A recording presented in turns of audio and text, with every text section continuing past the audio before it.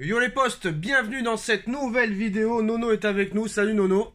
Salut Sacha. Alors Nono, on va voir ensemble à quoi va ressembler et pourrait ressembler le 11 de Christophe Galtier cette saison. Bon, il l'a très bien expliqué hier en conférence de presse, on part vers un 3-5-2, c'est ça qui va être travaillé à l'entraînement, la révolution est-elle enfin lancée? On a vu un petit peu ses propos hier, ça nous a séduit, mais bon, on va pas se mentir Nono, hein, beaucoup de gens sur les réseaux sociaux ont dit que voilà, à chaque fois qu'un nouveau coach arrive, c'est la hype, c'est la mode, on révolutionne tout, plus aucun... on va dire plus aucun écart sera toléré, ceux qui se fient pas aux règles auront des sanctions, c'est toujours ça au début, mais après tu sais très bien que c'est plus la même chose et qu'après on repart dans les démons du passé, exactement. Eh ben écoute, moi, s'il fait vraiment le 3-5-2, moi ça me convient. Hakimi et Mendes, deux latéraux de folie, vont vraiment jouer à leur vrai poste, et les trois derrière, c'est très très bon. Il te faut deux milieux et les trois attaquants. Je pense que ça peut faire très mal. Oui mais Nono, encore là c'est pas encore le propos de la vidéo, là je parle de la hype, de toujours genre on change vraiment de politique, ça dure 2 mois et après ça s'arrête. Est-ce que tu crois réellement que ça va durer sur le long terme? Moi je demande à voir, je n'ai pas confiance. Ah bah le problème c'est que là, faut attendre pour voir, hein. La hype, je veux bien, tu as raison, mais maintenant tout dépend des joueurs eux-mêmes. Neymar, on va voir dans quel état d'esprit il est. Est-ce qu'il va se reprendre? Est-ce qu'il va être vraiment professionnel? Là, ça change tout. Donc maintenant, faut attendre. Alors Nono, comme beaucoup de gens, tu as pu voir la première séance d'entraînement où vraiment il y avait beaucoup de motivation. Alors il a fait déjà une première causerie hein, où Christophe Galtier dit « Les gars, on gagne ensemble, on perd ensemble, mais il n'y aura aucun passe droit. » Voilà les propos tenus par Christophe Galtier à ses joueurs avant l'entraînement hier. Et il rajoute « Aucun passe droit, il n'y a que le terrain qui compte, pas d'individualisme et collectif qui doit être plus fort que tout. » Eh ben écoute, moi déjà, rien que le fait qu'il soit arrivé une semaine en avance, ben moi ça me plaît particulièrement. Un Messi qui est déjà très très fit, le Neymar qui a l'air décidé pour une fois, il arrive une semaine avant. Ben écoute, j'ai l'impression qu'ils ont envie de faire une grande saison. Hein. Alors Nono, j'ai regardé entièrement hier en rediffusion la conférence de presse de Christophe Galtier et j'ai vu quelque chose. J'ai comparé la conférence de presse, la première conférence de presse de Pochettino et la conférence de presse de Galtier. Et il y a un truc qui m'a marqué. Par exemple, la première conférence de presse de Pochettino sur Neymar. Pochettino nous dit, avec le temps, nous trouverons la meilleure position pour Neymar. 3 janvier 2021. Hier, Christophe Galtier dit... Quel entraîneur n'aimerait pas avoir Neymar? J'ai une idée bien précise de comment je veux l'utiliser. J'espère qu'il restera. Donc lui, il sait déjà comment il veut l'utiliser. Alors que Pochettino avait dit, dès qu'il était arrivé, qu'il trouvera avec le temps la solution et il ne l'a jamais trouvé. Eh ben, je veux dire, Pochettino n'a jamais fait jouer les joueurs à leur vraie place. Là, je pense qu'il va mettre Neymar au centre du terrain, en soutien de Messi et d'Mbappé. Et je pense que c'est sa vraie place. Neymar sur le côté, faut oublier. Alors Nono, Tite, le sélectionneur du Brésil, avait dit pareil, il avait dit tous ceux qui mettront Neymar sur le côté, je les traiterai d'âne. Eh ben il a raison, je suis d'accord avec lui. Alors c'est Tourelle qui avait raison parce que les 6 premiers mois de Tourelle, Neymar avait été placé en numéro 10, donc c'est Tourelle qui avait raison à l'arrivée. Eh ben oui. Bah tout à fait, je suis d'accord. Alors Nono, on va commencer avec les gardiens, il a dit que quoi qu'il en soit, il y aura un numéro 1, un numéro 2, mais en fonction des performances...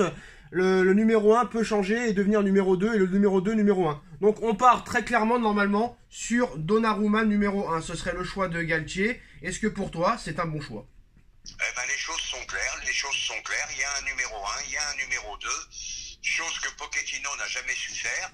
Maintenant, qui sera le numéro 1, qui sera le numéro 2? Les dernières performances de Donnarumma m'inquiètent un peu quand même.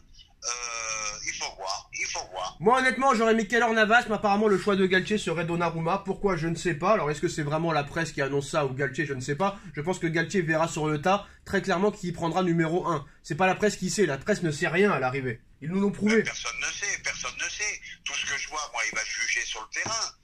Comme j'ai dit, les dernières performances de Donnarumma sont très inquiétantes. Navas est fidèle à lui-même, sûr.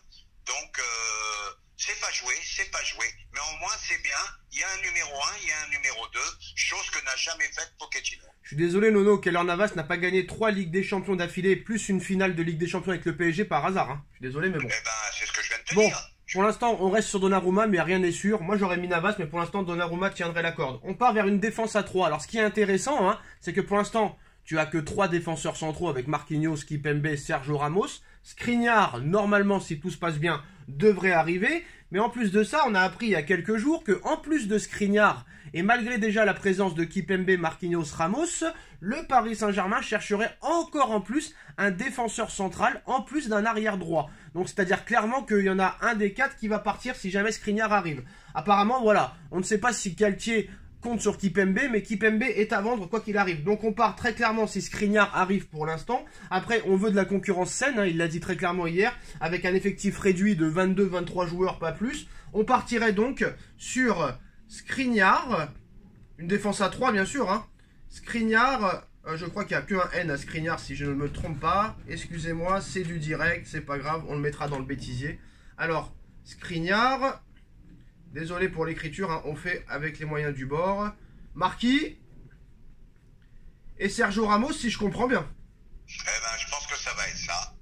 Je pense que ça va être ça, avec un autre défenseur central qui arrivera pour la concurrence. Un peu. Maintenant, il faut espérer que Ramos soit capable de jouer plus de 5-6 matchs dans la saison. Hein. Ah, c'est ça la question, mais là je pense que vraiment il a fait une grosse préparation, mais le problème c'est le mollet. Est-ce que le mollet va tenir? C'est la question qu'on se pose tous. Maintenant, je suis d'accord avec toi, point d'interrogation. Maintenant, Nono, bon, pas la peine d'avoir bac plus 8 pour savoir la suite. Hein. Mendes sera à gauche, on est bien d'accord? Alors, Mendes à gauche, moi je suis particulièrement content. Et Hakimi à droite. Il m'a impressionné, jambe de feu, et Hakimi de l'autre côté. Deux latéraux, deux pistons magnifiques. Alors, Dagba va partir en prêt au Racing Club de Strasbourg. De toute façon, il jouait jamais. Pareil pour, comme il s'appelle, Kerrer qui pourrait être sur le départ, mais ça va être compliqué de s'en séparer. C'est là maintenant que ça devient intéressant, Nono. Parce que là, on va arriver au point faible. Au point faible. Et c'est sûr que si t'as pas un milieu de terrain solide et compétent, c'est vrai que devant, ça peut pas suivre non plus. Neymar, peut-être que s'il avait eu un très très gros milieu, il aurait pas fait les 5 années pourries qu'il a fait, Nono. Ah, c'est possible. Et là, le problème va se poser, parce qu'avec ce système 3-5-2, donc tu joues avec deux milieux de terrain. Alors, deux milieux de terrain, Verratti et je ne me rappelle plus le nom du portugais, excuse-moi. Vitinha. Voilà. Donc, deux excellents joueurs. Mais physiquement, moi, ça me paraît un peu léger. Donc, je sais pas. Bah, le problème, c'est que, par exemple, rappelle-toi, le Barça, bon, Iniesta, Xavi, joueur de très petite taille, mais qui était accompagné de Sergio Busquets, qui faisait 1m90. Donc, c'est pour ça aussi qu'il y avait vraiment un réel équilibre. Il faudrait retrouver le milieu de terrain de l'époque Thiago Motta, Matuidi, Verratti. Malheureusement, s'il joue en 3-5-2, tu ne pourras pas mettre 3 milieux, donc tu devras te contenter de 2 milieux. Et peut-être avec un Neymar en numéro 10 qui pourrait venir redescendre. Donc pour l'instant, hein, à moins que Renato Sanchez arrive. Mais si Renato Sanchez arrive, qui sera sur le banc? Sanchez ou Vitinha? Vitinha vient d'être élu meilleur milieu terrain ou meilleur joueur jeune du championnat portugais. Donc pour l'instant, vu que Sanchez n'est pas là, on va faire avec les moyens du bord. Hein. On partirait sur Marco Verratti, qui est indiscutable dans cette équipe. Le problème de Verratti, c'est que c'est comme Ramos. Hein. On ne sait pas s'il peut faire une saison complète, 90 minutes, et puis les blessures, les suspensions, on connaît Marco. Hein. Eh oui, je suis d'accord avec toi, mais vu qu'on va jouer en 3-5-2, donc malgré tout, on a quand même moins besoin de défendre, vu qu'on va jouer plus haut. Ouais. Donc, faut voir Verratti avec point d'interrogation. Si je comprends bien.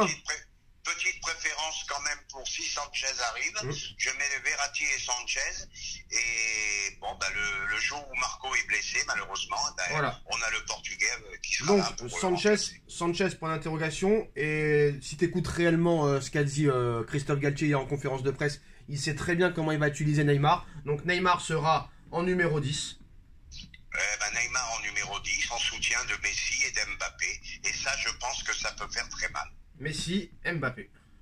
Alors comme tu sais, Nono, Paris cherche un attaquant.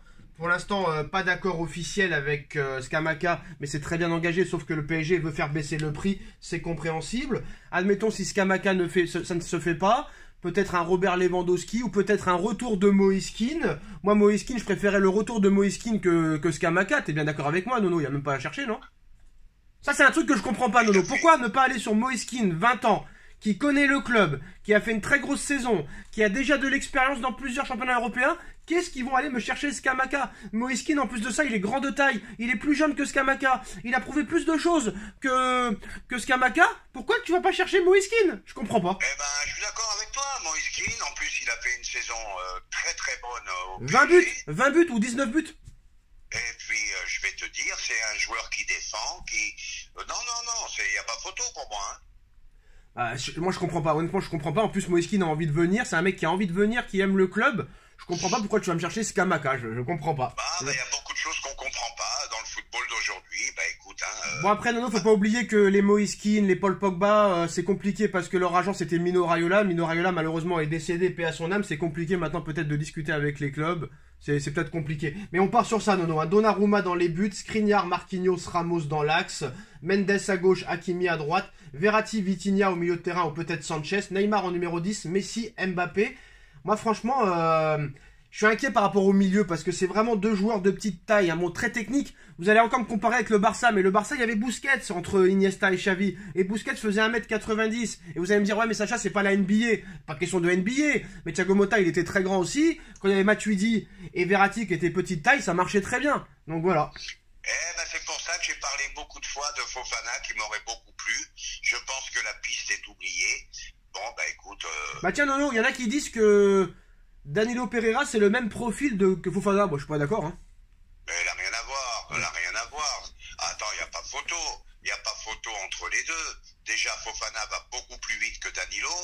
Et puis il n'y a rien à voir. Physiquement, ok. Mais footballistiquement, rien à voir.